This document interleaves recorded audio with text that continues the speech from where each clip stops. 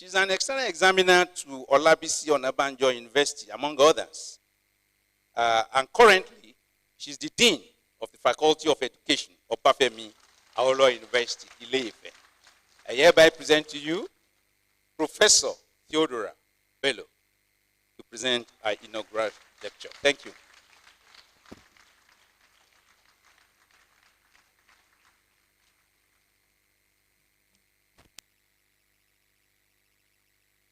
Preamble.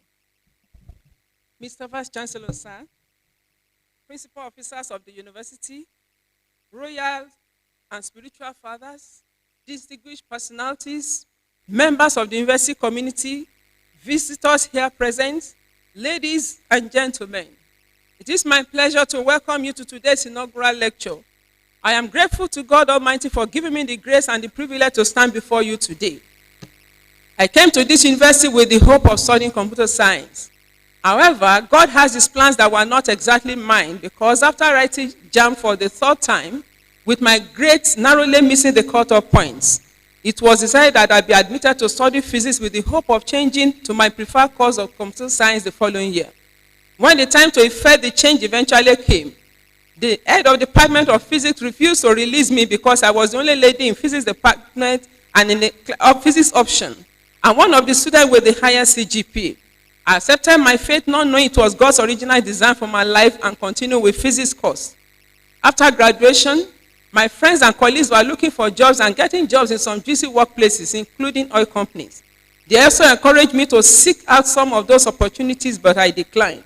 I explained that I wanted to further my studies in physics and pursue a career as a lecturer, particularly to inspire and support female students in studying physics. In August 1994, I returned to the university to study physics, nuclear option, at the postgraduate level. And while at this, I'm still waiting to be called for an interview at physics department.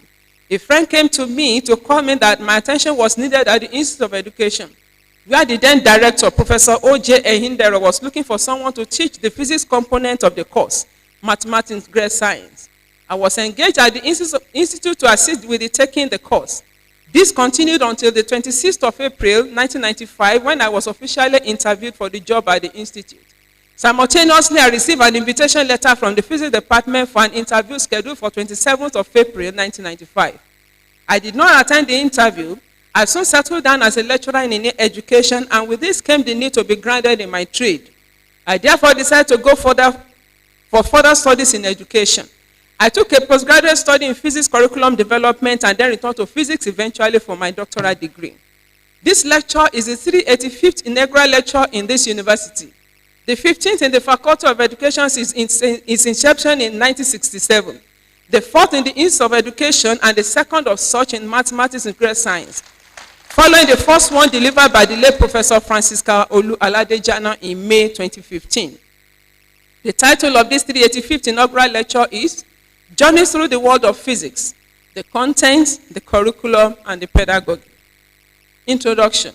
The world of physics encompasses the study of the fundamental properties of the universe and their interactions, ranging from the smallest particles to the biggest galaxies.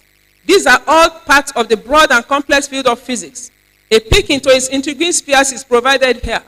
The foundation of all natural sciences is provided by physics, which aims to explain the fundamental ideas governing matter, energy, space, and time. Physics' fundamental ideas include mechanics, electricity and magnetism, thermodynamics, quantum mechanics, and others. Physics has a much larger role in our daily lives than just theoretical concepts. It has a wide range of applications in biological, medical, engineering, and agricultural sciences. And it's a basic science that underpins many engineering fields, from building bridges to creating novel materials. We have physics application in modern technology, medicine, and agriculture.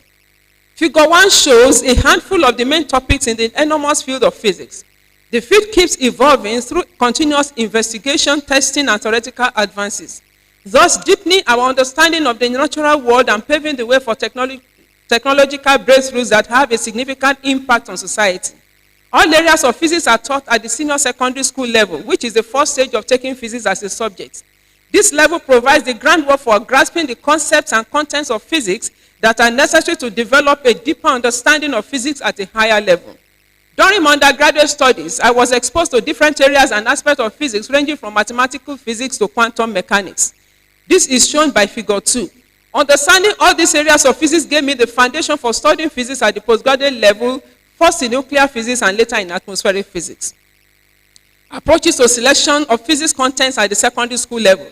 The conceptual approach in physics involves understanding and applying fundamental principles, concepts, and theories which emphasizes a qualitative grasp of the underlying ideas that govern physical phenomena. The approach clarifies the meaning of concepts and their relationships and articulates these relationships according to a Hinder of 2014. Table 1 shows physics contents using the conceptual approach. The conceptual approach was replaced with a thematic approach in the new physics curriculum's framework. The thematic approach's goal ensures compliance with local, national, and international issues without necessarily overwhelming the contents. 6 themes were added to the conceptual approach in the thematic approach, as shown in the table 2. Studies on physics contents. Estimation of surface fluxes using different procedures. Mr. Vice Chancellor, sir, in my studies on physics contents, I investigated different micrometeorological data acquired from dedicated field measurements conducted at teaching and research farm at Obafemi Awolowo University, Osun State, Nigeria. The atmospheric surface layer is important despite its small depth in the boundary layer that it occupies. This is because turbulent exchanges of carbon, water, and energy and momentum are very dominant in this layer. Turbulence is a dominant mechanism that is responsible for the transport and exchange of heat, water vapor, and momentum in the surface layer. These turbulent fluctuations are characterized by extreme spatial and temporal variations with large scales of motion having long time period, up to an hour, whereas the small scales have shorter time period in microseconds. Jagada et al. 1997 and Jagada 1998 made some contributions by characterizing the mean structure of the surface layer. And Aregbesola 2006 employed different methods such as flux gradient and Bowen ratio energy method for estimating the surface fluxes which were employed, and their results were compared with the direct measurements obtained using eddy covariance technique. It was found that the time series of the convective heat fluxes, which are sensible and latent heat obtained by Bowen ratio energy balance and flux gradient methods, compared with the standard eddy covariance method, showed good consistency with the Brebb method, found to overestimate the latent heat flux up to by 15%. Similarly, both Brebb and flux gradient method overestimated the sensible heat flux by 33% and 41% respectively. Aregbesola 2006. The empirical equations were obtained to estimate the ground heat flux from the net radiation. The plot shows a hysteresis effect, indicating a relaxation between the heating and cooling phases of the soil surface. This has implications for heat flux, impacting how heat flows through the surface layer. It also has influence on the efficiency, predictability, and control of thermal processes in the medium. Determination of surface layer parameters. In another study where I computed the characteristic surface layer parameters such as friction velocity, the Richardson number, Monod-Bukov length, dimensionless stability parameter, and the turbulence intensity, which is representative of the tropical conditions for Ile-Ife at different periods. It was found that the values of the friction velocity obtained generally were low between the periods of 1800 and 6 hours. This does confirm that the nighttime surface layer turbulence was weak and intermittent. The friction velocity attained maximum values of 0.4 meter per second at around local midday. The diurnal variation of the gradient Richardson numbers obtained was less than -3 at daytime and greater than +2 at nighttime, indicated that the surface layer was convectively unstable in the daytime and very stable at nighttime. The wind speed gradient near the surface in the early mornings was less than 0.3 and showed the existence of transient wind speed. Maximum coincided with the surface-based temperature inversion. The dimensionless wind shear and the potential gradient as a function of the stability parameter showed exponential increase, while the turbulent intensity peaked at 1430 hours, when the atmosphere was highly unstable. The surface layer characteristics showed that the daytime surface layer was mostly convectively unstable, while the strong stability at nighttime with the weak winds portrayed that the turbulence was weak and intermittent. Spectral and co-spectral characteristics of the surface layer turbulence. Mr. Vice Chancellor, sir, I investigated the spectral and co-spectral characteristics of wind velocity components, temperature, carbon dioxide humidity at the surface layer in a low wind tropical area at an experimental site of the same site where we conducted the first study. This was to determine the dominant scales of motion that are responsible for exchanges of carbon dioxide and humidity, thereby bridging the information gap in the scientific literature, especially in the tropics. Turbulence flows, which is a superposition of eddies of different sizes and interact continuously with the mean flow, from which they derive their energy and also with each other. Their velocities were found to be different from the local mean wind, according to Wizak and Buzak in 1984. In the study of eddy transport in the convective surface layer, the larger thermals were found to move faster than the smaller plumes. The energy containing eddies are subject to instabilities, thereby leading to break up into yet smaller eddies.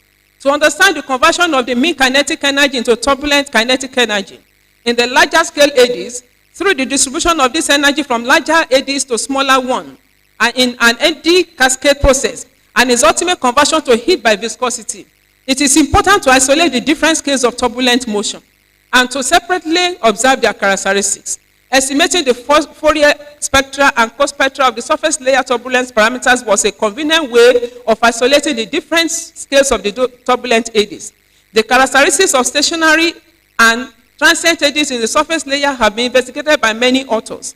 Many investigations were conducted for the mid-latitudes from moderate to strong surface wind regimes. However, for low-latitude tropical areas like Nigeria, which typically features intense solar heating at the surface and low winds, little or no work has been done to investigate the spectral and co-spectral characteristics of the turbulence in the surface layer. Hence, there is a dearth of knowledge of the characterization of surface layer turbulence in this part of the globe. Mr. Vice Chancellor, sir, my study was one of the first conducted for the understanding of the various energy cascade processes taking place in the surface layer and their contributions to turbulent energy exchanges in the tropics, according to BELLO 2012. The study showed that the shape of the power spectra obtained for the measured wind velocity components, temperature, carbon dioxide, and absolute humidity were found to agree with the result published in the scientific literature. The normalized power spectrum and co-spectra of the wind velocity components and temperature when fitted with the power law in the inertial subrange fall-off as -5/3. This is in agreement with the theoretical relationship by Kamal 1972 and Kamal and Finnegan 1994. Although the carbon dioxide and the humidity spectra do not, but their co-spectra do. All the spectra reveal the shift to the lower frequencies and had their peaks of power spectra of 10⁻² at a frequency of 0.2 per second. This constitutes the spectral region for unstable conditions. The turbulent intensity was high when the stability was positive. The surface roughness was found to be dependent strongly on the surface layer stability and seasonability. I was able to establish that the spectra revealed a shift to lower frequencies with the unstable spectra confined to the energy containing range, which contains the bulk of the eddies for the most of the energy for mass and energy transport, according to BELLO 2012. This is essential for the parameterization of surface atmosphere energy exchange in a tropical areas like ours. Furthermore, the parameters obtained are useful for the characterization of surface layer turbulence. This is needed for air pollution dispersion modeling, especially for low wind regimes such as tropical areas. Education in Nigeria. Mr. Vice Chancellor, sir, before the arrival of colonial overlords, Africans had a distinct method for raising children and training adults. What made it so fascinating was that education was not a means to an end or a way to obtain certification without any assurance of employment. Rather, it was a successful and goal-oriented venture. The immediate needs of individual and the society as a whole were met. We have strong evidence to suggest that Africans in Nigeria were trained and educated before they were colonized, though perhaps not in the conventional Western sense. If the goal of education is to inspire competence, improve skills, acquire knowledge, then the African training system before colonial adventures achieved the goal of education. The coexistence of curriculum followed the existence of the training system. This curriculum is referred to as the informal curriculum because it was used in Africa before colonization. It has been said that education in Africa is as old as man himself. In Nigeria, traditional African education aimed to enhance a child's latent physical skills, foster character development, teach respect for elders and those in the positions of authority, foster intellectual skill development, receive specialized vocational training, cultivate a positive attitude towards honest labor, develop a sense of belonging and engage in a family and community activities, and comprehend, appreciate, and promote the community's cultural heritage. according to Fafunwa 1974 and Ehindero 1986. The Africans were trained with clear aims, goals, and objectives derived from learning experiences that were focused on physical training, such as drumming, dancing, acrobatic display, and wrestling, thereby taking care of the psychomotor domain, even though the curriculum was not documented. Additionally, they were trained intellectually in the cognitive domain, which includes telling stories, canting, proverbs, poetry, legends, local and ancestral history, puzzles, moonlight, storytelling, story relays, and riddles. In summary, the guiding principle was to teach them vocational skills, which was the foundation for African education. According to Oyeleke and Akinyeye 2013, the curriculum was then set to empower them in practicing farming, fishing, and animal rearing and hunting. Crafts and handiworks such as carpentry, carving, weaving, barbing, building, and others were not left out. Good character, which is an affective domain, development such as respect for elders, greetings, table etiquette, community participation, and promotion of cultural heritage were on top priority. Colonialism and advent of curriculum. Mr. Vice Chancellor, sir, the Methodist mission brought Western education to Nigeria in the 17th century. They established the first school in Lagos in 1843, according to Fafunwa 1974, to influence the curriculum, which focused mostly on evangelizing and Christianizing the Africans, which Sarumi and Omolewa in 2002 described as children of circumstance.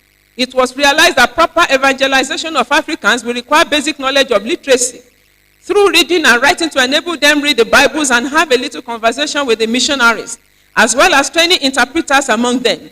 This birthed the introduction of the school, its structure, and its curriculum, with the core curriculum being reading, writing, arithmetic, and religion, according to Fafunwa 1974. The curriculum. The word curriculum came from the Latin word correre, which means to run or to proceed, referring to the course of deeds and experiences through which children grow to become mature adults. Olalere 2013. It was defined by different people in various ways which reflect the thinking, understanding, and feelings of those who determine the content and context of the curriculum. Ogbimi and Salami 2015, while Ehindero 2014 stipulated that curriculum is a structured series of intended learning outcomes. The degree to which those encounters accurately reflect the intended purpose of goals depends directly on how well the curriculum development activities work. Slattery 2006 stated that the curriculum should be developed in accordance with the postmodern curriculum, which is radically eclectic, determined in the context of relatedness, recursive in its complexity, autobiographically intuitive, aesthetically intersubjective, embodied and phenomenologically and experiential, simultaneously quantum and cosmic. However, in its constructive dimension, radical in its deconstructive movement, liberating in its post-structural intents, empowering in its spirituality, ironic in its kaleidoscopic sensibilities, and ultimately a humanitic search for greater understanding that inspires and satisfies us while we travel. All the definitions have some things in common, like who the curriculum is prepared for, what to teach the learner, and under what conditions should the teaching and learning take place. It is a roadmap for learning that includes all the themes, topics, learning goals, teaching strategies, evaluation tools, and resources that are utilized to direct instruction and learning. Curricula can be very dependent on the level of education, primary, secondary, or tertiary. The institution's educational philosophy and the particular requirements of governing bodies or certifying organizations. A well-crafted curriculum aims to offer students a clear and thorough framework for learning in a particular subject area or field, guaranteeing that they pick up the skills, knowledge, and abilities they need. The overarching plan determines what students will encounter in a specific learning environment. Here are a few methods to dissect it. Scheduled educational activities, totality of student experiences, and curricula are created to assist students in meeting particular learning objectives, which may include learning more about a certain topic, or owning critical thinking abilities or practicing teamwork. Curriculum development. Mr. Vice Chancellor, sir, this is methodical process of design, implementing, refining, assessing, and educational curriculum's content, organization, structure, and delivery strategies. It comprises organizing and preparing what, how, and why lessons are taught. It also entails taking a systematic approach to developing a framework that works well for both teaching and learning. BELLO 2024 identified that as global change continues to accelerate, so also the significance of curriculum development in improving teaching and learning. The way we train students to assume their roles and responsibilities need to adapt quickly in line with the way the world is evolving. The Organization for Economic Cooperation and Development states in its Education 2030 position statement that the notion of curriculum should be developed from predetermined and static to adaptability and dynamic, BELLO 2024. Therefore, establish that curriculum updates and alignment should be made possible for educators and schools to take into account changing societal demands and students' needs. It is important to ensure that the curriculum fits the requirements of students and is in line with standards and educational goals. Collaboration between educators, school managers, subject matter experts, and other stakeholders, and is frequently maintained throughout the curriculum process. Elements of curriculum. The elements of curriculum are the building blocks that come together to create a well-rounded learning experiences for students. These elements can change depending on the educational setting and objectives, which are goals and objectives, content, instructional methods, and assessment. Science education and its curriculum. Mr. Vice Chancellor, sir, science serves as a cornerstone for advancements and discoveries in all areas of human endeavor. It connects the gap between the learner and the content, methodology, and processes of acquiring scientific knowledge with the purpose of applying what is learned to life realities and circumstances. According to Babajide 2015, it involves the study and application of scientific concepts and procedures as stated by the Federal Republic of Nigeria National Policy on Education 2014. Its process involves teaching or supporting the acquisition of scientific knowledge, abilities, values, and principles, which are essential to the progress and development of any nation. Omoshewo 2009 and Bello 2012. Mr. Vice Chancellor, sir, the development of science curricula at all educational levels should likewise not be taken for granted. If science education itself is not to be taken for granted. One of the like aspects of science education is the study of physics. According to Okeke 2007, Bello 2011, and Aino 2013. According to Udo 2012 too, physics education fosters critical analytical thinking in students, which is used in the workplace and a variety of other vocations. It helps people acquire technological and knowledge and abilities in shaping the changing world by applying the knowledge acquired which is essential for the advancement of engineering technology. In the Industrial Revolution, the creation of goods and the advancement of infrastructure required to provide services are all benefits from the understanding of physics, therefore supporting the expansion of country's economy. Physics curriculum. Physics education is a branch of science that focuses on secondary and post-secondary physics, teaching and learning, as well as physics teacher preparation. The study of physics education examines how the subject is taught and acquired in all post-secondary educational establishments. The area covered in physics education include comprehending how students learn physics, choosing the best physics methodology, and improving students' learning outcomes. According to Ojediran 2016, the philosophy of physics education, which serves as a guide for curriculum execution in secondary schools and universities, is essential to improving the academic achievement of both secondary school and university students. Ehindero 2014 stated that one philosophy's duties in curriculum studies is to illustrate the logical connections and applicability of the core elements of curriculum development and instruction through the process of organizing the curriculum and putting it into practice. Since physics is one of the major subjects that lay the foundation for careers in engineering and science, it is important that everyone should be concerned about educational philosophy in physics curriculum and other scientific fields. Omoshewo 2009 and Bello 2011. Hindrances to physics curriculum. Mr. Vice Chancellor, sir, the implementation of physics curricula in Nigerian schools and institutions have been hindered by several issues. It is noteworthy to note that there is a strong link between mathematics and physics when it comes to teaching physics. The two disciplines coexist with one depending on the other. That is, physics cannot exist in the absence of mathematics. Adeyemo 2010 stated that the introduction of new mathematics without taking into account how it can affect the way physics is taught resulted in difficulties for both teachers and the learners. It was also found that students struggle with estimation, approximation, calculation, ratios, and proportions, and decimal reading difficulties with graphs, and a lack of understanding on how when to apply approximations. However, Bello and Ariyo 2014, in the study of relationship between performance in secondary school mathematics and undergraduate student performance in introductory physics course, found that there was no significant relationship between performance in secondary school mathematics and undergraduate student performance in university introductory physics and their performance in practical courses. But there was a strong relationship, significant relationship between their performance in mathematics and their attitude to physics at the university level. even though there is a strong link in their content and how they are being taught, according to Bello and Arillo, 2014. Physics and mathematics are deeply intertwined disciplines that share numerous similarities. Table 3 shows some key areas in which they are alike.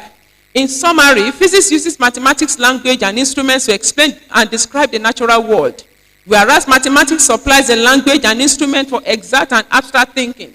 Improvements in one can frequently drive improvements in the other due to those close links. Other factors that serve as hindrances to proper implementation of physics are listed in my book. The pedagogy. Pedagogy is the study and practice of education that focuses on the methods and strategies that are used to facilitate learning and encompasses all the principles, techniques, and approaches applied to instructional design and delivery. It covers every facet of impacting knowledge and skills to students in the learning environment. During this process, teachers may create encouraging learning environments where students can reach their full potential by using top-notch pedagogical techniques. There are 6 key features of pedagogical technique, and after this, we have studies in pedagogy on the implementation of physics curriculum. Mr. Vice Chancellor, sir, pedagogy is crucial to effective teaching and learning since it aids educators in creating memorable and significant and stimulating learning environments. It is founded on professional expertise and experience as well as studies from fields of education, psychology, and other relevant fields. Several studies have been carried out on this, and researchers have suggested various pedagogical techniques for the teaching of physics in Nigerian secondary schools and higher educational institutions to ensure the proper implementation of physics curriculum. Okebukola 2002, Umbina 2010. In Bello 2011, investigated the outcomes of using group instructional strategy in learning physics in senior secondary school. The study revealed that group instructional strategy aided in learning physics, especially for the below average students, who when exposed to group instructional strategy showed improvement in their performance. Furthermore, Oluwatosin and Bello 2015 examined the effect of mastery learning approach and mind mapping approach in improving students' academic performance in physics and determined their effect in enhancing student retention of physics. The study revealed that students taught using the mind mapping approach showed a better academic performance with no significant effect of the treatment on the retention ability of students. The study concluded that both mastery learning approach and mind mapping approach could improve the students' learning outcomes in physics than the conventional method. However, the mind mapping approach could improve students' learning outcomes better. Mr. Vice Chancellor, sir, in another study, Akinwumi and Bello 2015 compared the effectiveness of the learning circle approach and the inquiry teaching approach in improving students' academic performance in physics, using the conventional teaching methods as the control. They also determined the effectiveness of the instructional methods in enhancing retention of physics concepts and established the effectiveness in improving students' attitude to physics. It was found that students in learning circle and inquiry teaching approach gained higher scores than those in control group, with the learning circle approach being the most effective. Also, the learning circle approach and inquiry teaching approach enhanced students' retention of physics concepts, with the retention test mean score of students taught using learning circle approach being the greatest and most effective. This is an indication that learning circle approach is an effective mode of instruction for physics students. Another study by Okoye, Bello, and Oludipe 2018 ascertained that the effect of massed and distributed practice approaches on their performance of students in problem solving in physics. We also compared the effect of the approaches on students' retention of physics concept as well as assess the relative effect of the approaches of students' attitude towards physics. It was found that students taught with the distributed practice approach had better performance and better retention of physics concepts than students taught with the mass practice approach. Additionally, it was discovered that there was a significant difference between the attitudes of physics taught using distributed practice approach and those taught using mass practice approach, with the former group demonstrating a better attitude towards physics than the latter. Therefore, the study proved that the distributed practice approach is more effective in enhancing students' learning outcomes in physics, and it can be used to boost academic performance and better retention of physics concepts. Furthermore, Bello 2012 proved that teaching physics in laboratory settings requires the best possible use of the equipment available. The study also revealed that student performance in physics was higher in federal unity schools, which made adequate use of laboratory equipment. Private schools trailed behind, when the public schools having the least number of equipment available, the lowest utilization capacity, and the lowest mean score. Further research by Egbebode and Bello 2015 revealed a significant difference in relative effectiveness of e-laboratory and re-laboratory in improving the academic achievement of students, with those taught using the e-laboratory showing better performance in the subject than those in re-laboratory. The study also sought to determine the relative effectiveness of the two in enhancing retention ability and attitude of students. The results revealed no significant difference in the effectiveness of e-laboratory and re-laboratory in improving students' attitude towards physics. However, the former enhances the retention ability than the latter. Gender and learning of physics. Mr. Vice Chancellor, sir, in 1988, when I came to study physics at this great university, the number of female students in physics and engineering physics option were only 4. 2 were in part 3 class, while 2 of us were in part 1. I was in physics, while the other lady was in engineering physics. By the time the 2 girls in part 3 graduated, only 2 of us were left in the department, because no girl was admitted into physics until we graduated. This gave me much concern to ask some pertinent questions about why is it that female students do not take much interest in studying physics. This also stirred me to come back to do my postgraduate in physics. At the time I finished my doctoral study, which was 50 years after the inception of the department, it was on record that I was the second female student to have a doctoral degree in physics. Studies conducted by me and other colleagues to investigate gender disparity in teaching and learning of physics, BELLO and OLUFUNKE in 2014 investigated the performance differential in physics between male and female students when taught using mastery learning approach and mind mapping approach. The results showed no significant effect of learning approaches on the academic performance of both male and female students. Furthermore, Ehinde, Radeleke, Oloyede, and Ajibade 2009 also investigated gender disparity in science and mathematics from other angles. In their study, are there differences in logical reasoning and linguistic abilities? It was established that the difference between male and female science students is at best relative depending on the context of the investigation and the content being examined. While males may outperform females in conventional science context, dominated by mathematics and experimentation, females achieve higher than males in certain skills that are very necessary to the learning of science. Bello and Olajide 2012 examined the factors that can predict the academic achievement of students in physics. The study showed that the 5 predictor-independent variables jointly significantly predicted students' academic achievement in physics, with 28.3% of the total variance observed in achievement accounted for by the independent variables. Also, a significant relationship was found to exist between academic achievement in physics and students' attitude, self-concept and teachers' attitude. The contribution of the relative effects of the predictor variables revealed that students' attitude to physics had the greatest impact, followed by self-concept, teachers' attitude, sex, and lastly, locus of control. This result implies that physics teachers need to consider these predictor variables in the course of their teaching. In another study by Bello 2015a, it was found that the cultural beliefs of students have a negative influence on the academic performance in physics, and that students have different misconceptions about cultural beliefs and values which they take into the classroom. Also, the study by Bello, Opaleye and Olatunde 2018 identified that students develop a declining interest in physics because of their perception of physics as a difficult subject. Results showed that simple harmonic projectile waves, among others, were considered difficult. In addition, it was shown that too many formulas, laws, and contents to memorize, worked examples simpler than class exercise, too many calculations, and too little practical work were students' reasons for not taking an interest in physics and not performing well in the subject. Other studies in basic science and technology. Mr. Vice Chancellor, sir, and my distinguished audience, my study not only in pedagogy of physics, but also on related science subjects that are connected to it. One of such is basic science and technology, which is considered a very important because it forms the basis of all science subjects and provides students with prior knowledge and skills needed to have a better understanding of the science subjects at the senior level classes.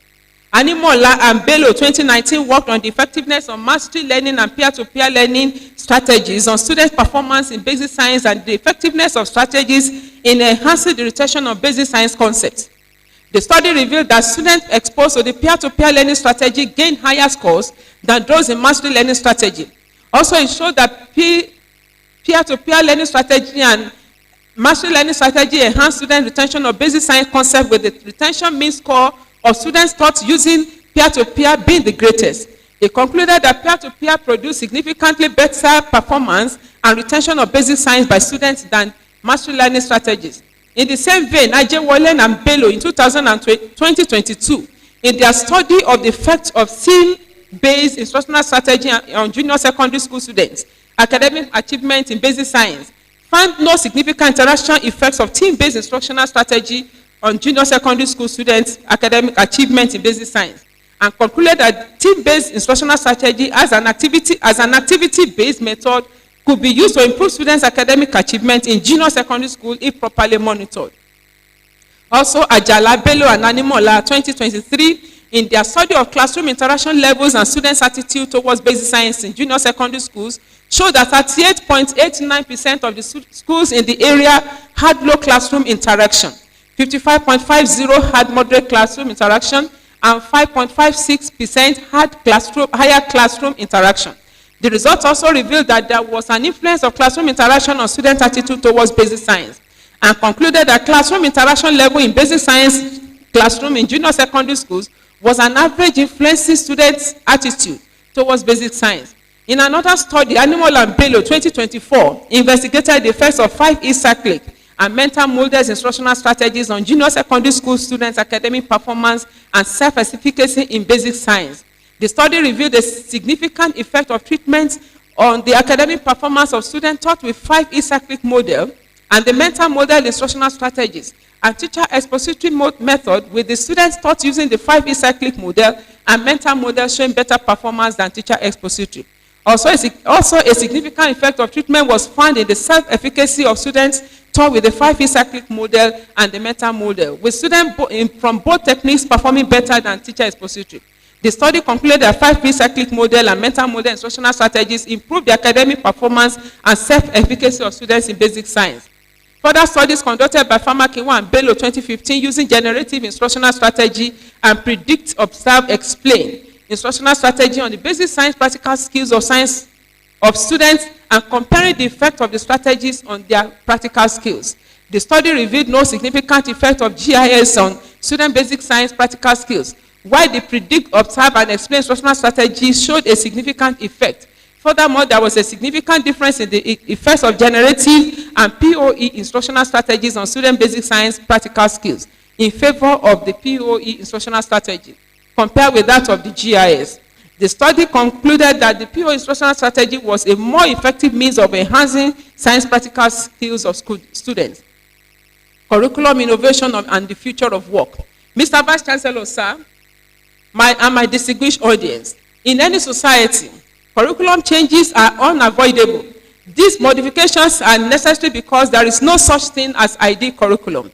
Rather, its existence is as a result of societal demands that are ideological, political, social, technological, and economical, according to Web 2020.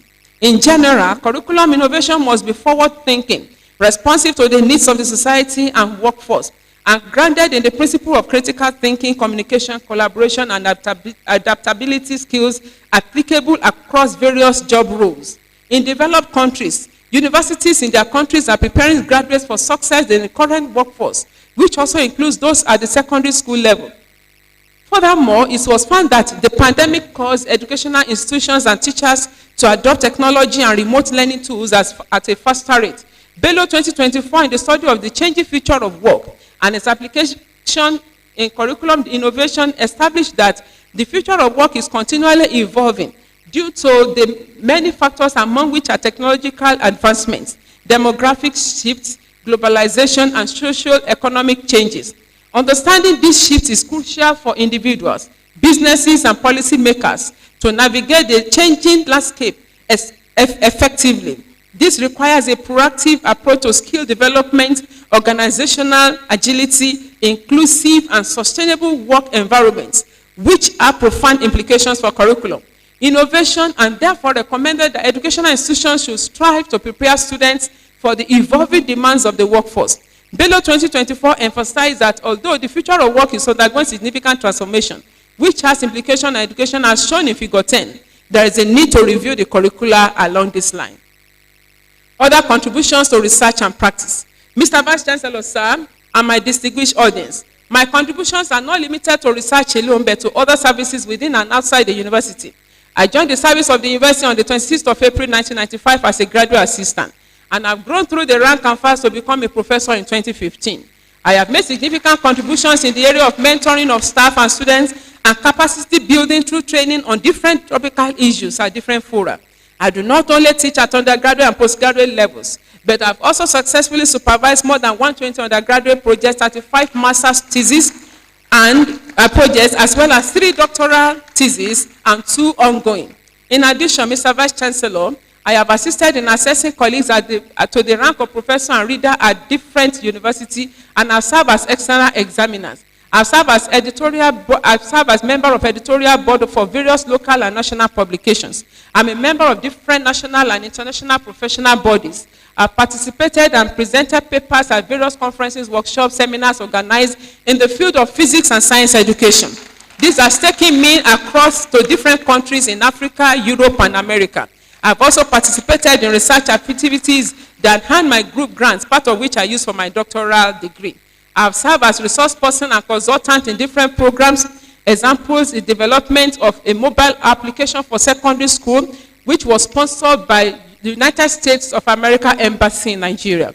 Mr. Vice Chancellor, sir, I participated in Nigeria Meteorological Experiment NIMEX-1 network conducted by teaching and research firm OAU, NIMEX-2, NIMEX-3, and as a researcher and a secretary to the group.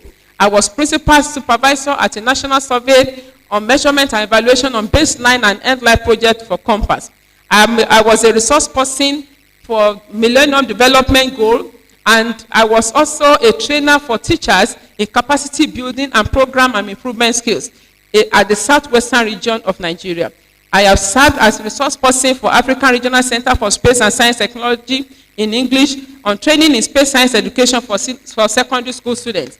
I participated in training in theory and practice of future developments of accreditation in higher education and training in theory and practice of future academic planning, and 5 other training programs which was conducted by National Open University and National University Commission. During my tenure as the acting director of the Institute of Education, 2012 to 2014, all the outstanding results were cleared in my first 3 months of assuming office, and the problem associated with part-time programs were resolved. And as the director of the institute, I witnessed, during my period, the institute witnessed astronomical growth both in quality and lecture delivery, and resource as well as in resource. Under my leadership, we acquired a new IAS bus, 18-seater bus, and a fairly Toyota Corolla. Apart from this, other laboratory facilities were installed for the part-time degree program. And my current position as the dean of the faculty of this great institution has allowed me to serve the faculty and the university in various capacities. Time will not permit me to mention, but I would like to appreciate the faculty members, both academic and non-academic staff, all my past deans for their cooperation and support, and the Vice Chancellor, Professor Adebayo Simeon Bamire, for the opportunity given me to serve.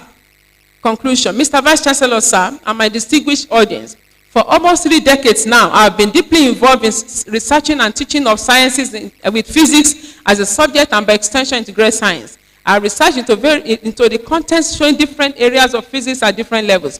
I've been able to show that physics is a vast and ever-evolving field, offering a fascinating exploration of the fundamental laws governing atmospheric turbulence, as well as flow of mass, momentum, energy range, responsible for cascaded turbulence in the universe. In addition, it has also been shown that content selection should strike a balance between foundational concepts, cutting-edge discoveries, and real-world applications, especially in the area of mass, momentum, and energy transmission, as well as the characteristics of turbulence and the frequency range responsible for different levels of turbulence. I have also been able to show that physics curriculum encompasses all that is needed to be designed and should be taught using the thematic approach. Mr. Vice Chancellor, sir, I have been able to show that physics curriculum should be designed by engaging, thought-provoking, and accessible to students with varying teaching learning strategies. My research has been able to show that physics should be taught in such a way that it will integrate conceptual understanding, problem-solving skills, laboratory experiences to solidify knowledge and cultivate scientific thinking. In addition, my research has been able to establish that physics education hinges on interactive and student-centered pedagogy. with teaching strategies such as group instruction, mastery learning, and mind mapping, learning circle, inquiring, teaching, demonstration, and discussions. My recommendation. Mr. Vice Chancellor, sir, a successful journey through the world of physics requires a well-crafted curriculum that prioritizes engaging content and effective pedagogy. The following are therefore recommended. Physics is, number one, physics is a subject that deals with the study of a natural world and interactive between matter and energy in any given environment. Application of physics is essential in our daily activities. We also see the application of physics in industries. The study of physics is therefore important, and the study of it should be encouraged and intensified at all levels of education. Regular workshops and seminars should be organized for teachers and stakeholders in physics education.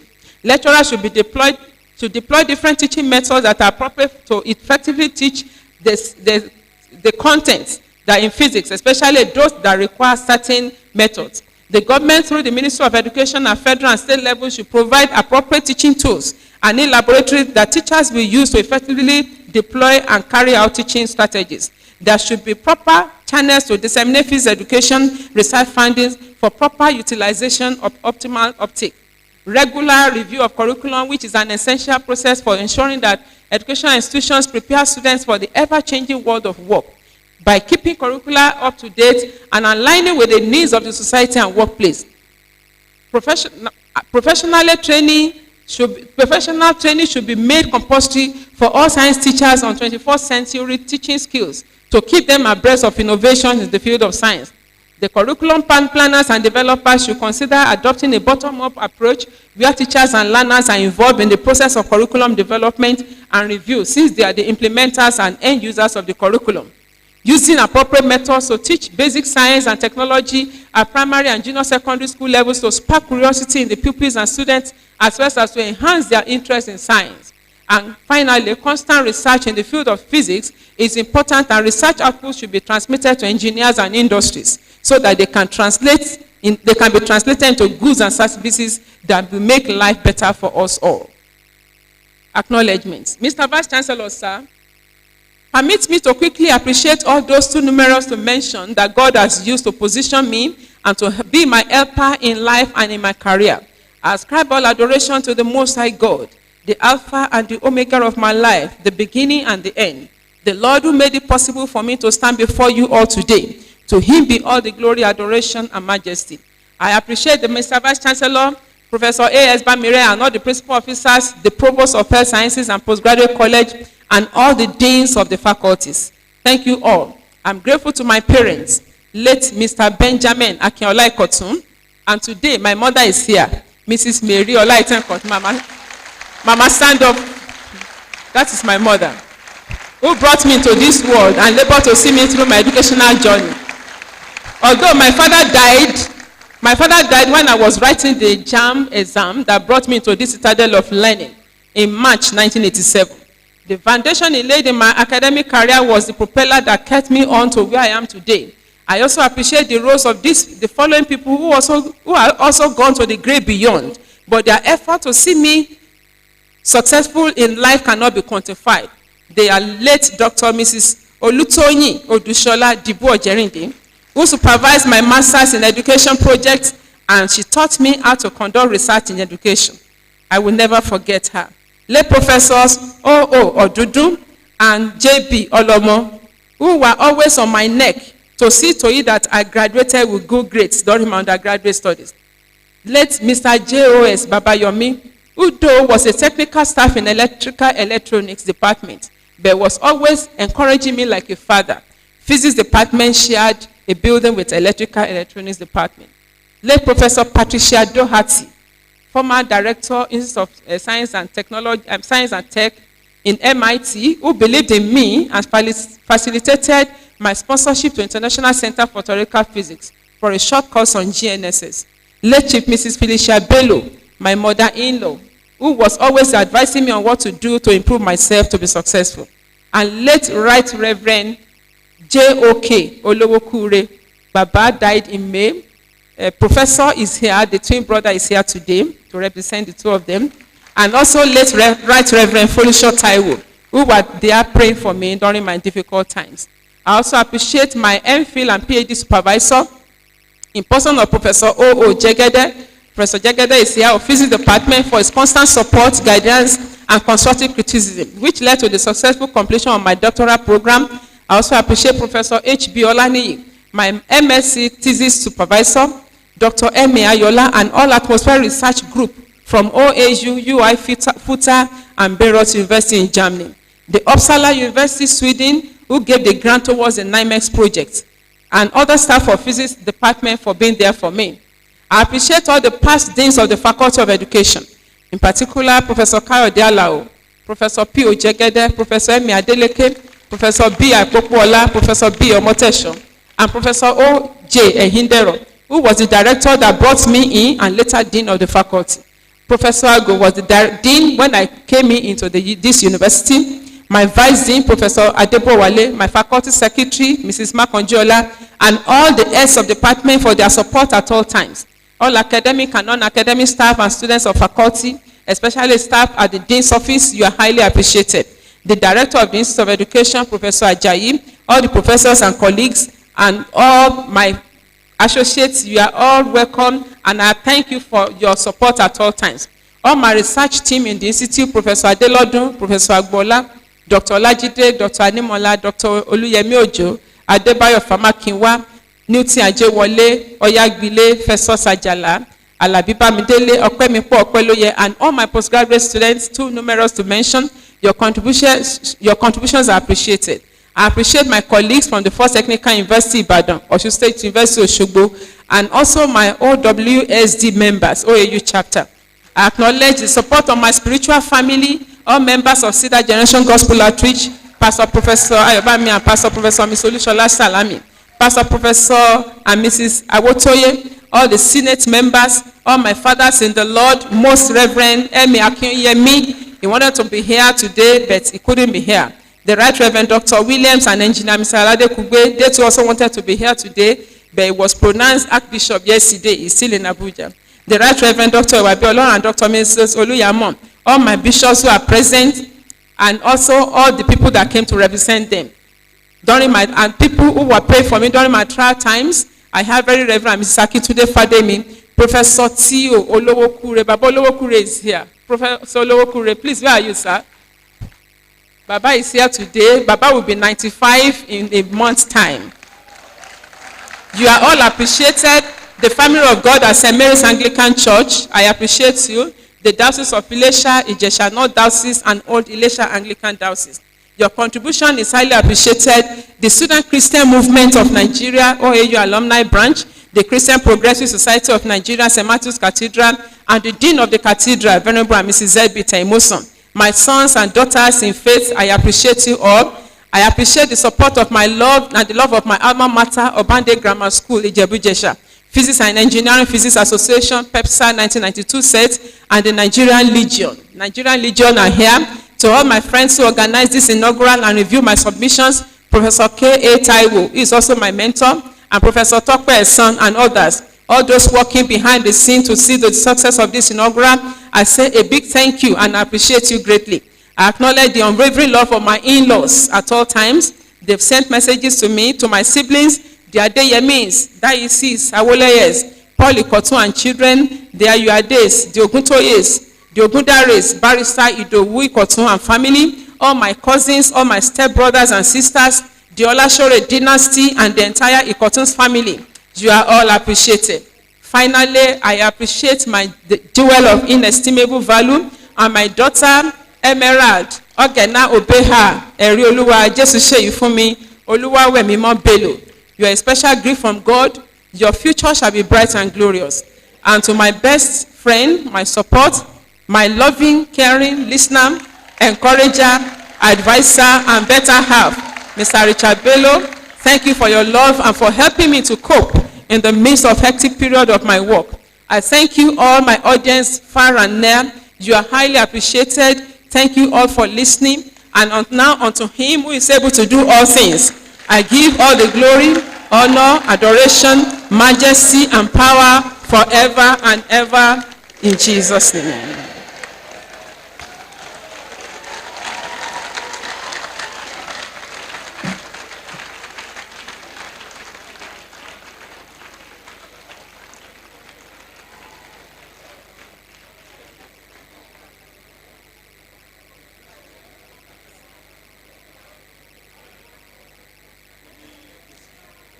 Presentation of certificate.